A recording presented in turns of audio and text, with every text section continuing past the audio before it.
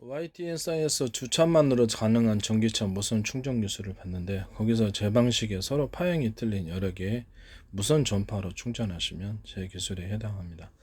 물론 저는 이제 이런 드론 같은 데는 이렇게 주차할 수가 없거든요. 그래서 드론 비행체 또는 뭐 자율주행 로봇, 향후로 자율주행 차량 달리면서 그냥 충전하는 식으로 가려고요.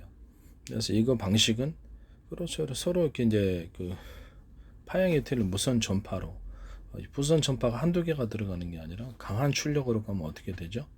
태워버리죠. 그래서 그것이 드론이나 자율주행 차량, 자율주행 로봇 받아들일 수 있을 만큼의 그러니까 통신은 너무 약하죠. 통신으로 사용하면 너무 저출력이 들어가니까 그래가지고 그것이 여러 개 주파수 송수신 장치, 그러니까 전력을 수신할 수 있는 장치가 수십 개에 들어가는 겁니다. 수십 개에 들어가서 하나하나 그것을 여러 개를 싸가지고 그걸 받아들여서 충전하는 방식입니다. 제가 이게 이 방식이 어떤 방식? 유선으로 얘기를 하자면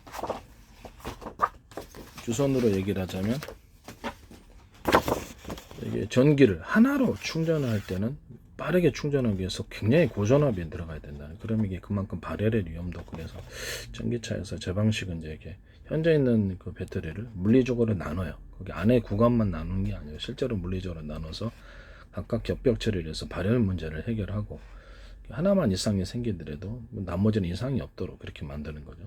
그래서 겹벽 처리 발열 이상을 감지를 하고 온도가 경고음 들어오면 이게 산소까지 차단시켜 버리는 방법입니다.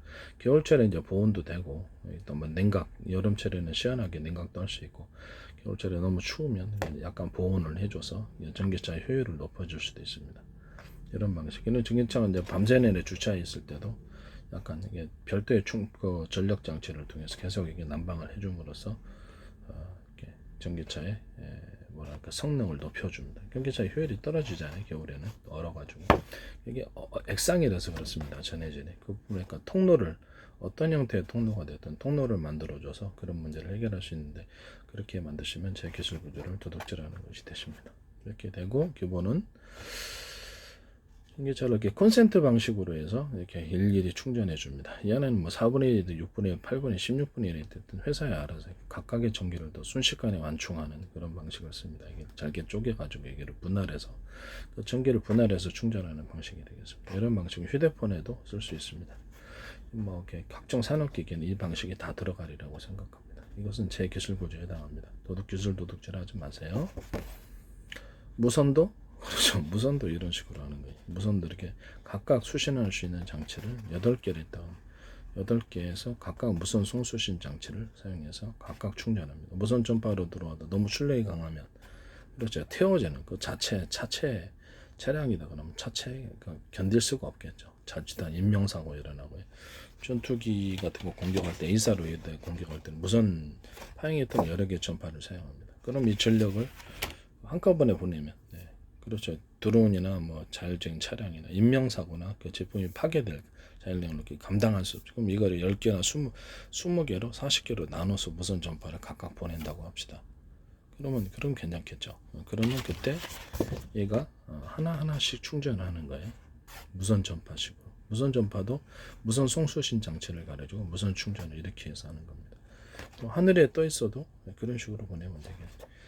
각각 콘센트를 꽂아 갖고 하듯이 하나의 드론에 10개나 20개 무선 전파를 송수신할 수 있는 통신도 그렇게 할 수 있고요. 제가 위성했다고도 그랬잖아요. 위성했다가 수백 개, 수천 개까지도 무선 송수신 할 수 있는 장치를 보내자라고 했습니다. 그럼 각각 그것이 무선 송수신하면서 통신 위성 역할을 할 수도 있고 그런 방식은 이제 제 방식이다. 라우터도 이제 인터넷 서비스하는 라우터 장비도 그렇게 할 수 있다. 라우터 새끼들을 숫자를 많이 해서 송수신하는 구조를 유선이나 무선이나 구축할 수 있다. 인터폰도 그렇게 할 수 있다. 숫자를 새끼 쳐갖고 많이 한다는 거죠.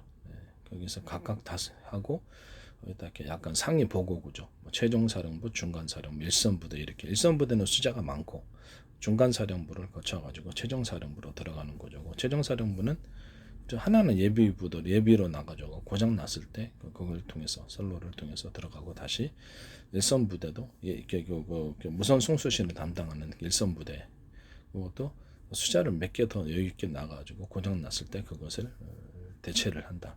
이것이 이런 구조입니다. 일상적으로 라우터 안에 이렇게 수십 개 또는 수백 개의 유선적인 유선으로 송수신을 담당하는 그런 구조, 미니 이제 유선 통신기가 들어가고 유선도 되고 무선으로 담당하는 것도 그렇게 될 수 있다라는 것을 말씀드립니다. 유선으로 큰 데는 유선으로 먼저 들어가고 신호선이 그다음에 각 가정에 인터폰 방식으로 각 아파트다. 그러면 아파트에 그 주변에 한 그 층마다 한 5개 정도 그 정도는 이제 무선으로 라우터 무선 라우터들이 들어가 있어서 무선으로 송수신해주고 그 전까지는 유선으로 연결되는 뭐 그런 장치가 있을 수도 있다라는 것을 말씀드립니다. 이해가 가시죠? 유선과 무선이 같이 있는 라우터도 된다. 좀 말이 옆으로 좀 빗나갔는데 어쨌든 무선 송수신 구조도 자동차 밑에다가 이제 이렇게 자기장을 형성해서 하신다 그러는데 자기장 밑에 패드를 만들어 가지고 전기차가 완충을 할 때도 무선 송수신을 할 수 있을까요? 무선 전파식으로 그렇죠. 무선 전파식으로 수십 개, 수백 개의 무선 전파를 쌓아가지고 완충할 수 없을까요? 네, 그런 방식을 쓰시면 제 기술 구조에 해당합니다. 나사나 삼성이나 어떤 데서도 기술 쓰시면 안 됩니다. 네, 이 방식은 제 방식에 해당합니다. 무선 송수신 구조를 수십 개 가진다. 통신으로도 사용할 수 있지만 전기 충전으로도 사용할 수 있다. 안테나 방식이다. 이것을 수십 개 또는 수백 개를 해당해서 전파를 큰 전파로 들어가면 벼락치기 하듯 벼락을 치듯이 기체의 영향, 드론이나 비행체나 자동차나 영향을 줄 수 있어요. 로봇이나 자율주행 로봇이나. 그렇지만 그렇죠. 전파를 갖다 수백 개로 날개 약한 전파로 쪼개가지고 충전을 하면 그렇죠. 금세 충전을 하겠죠.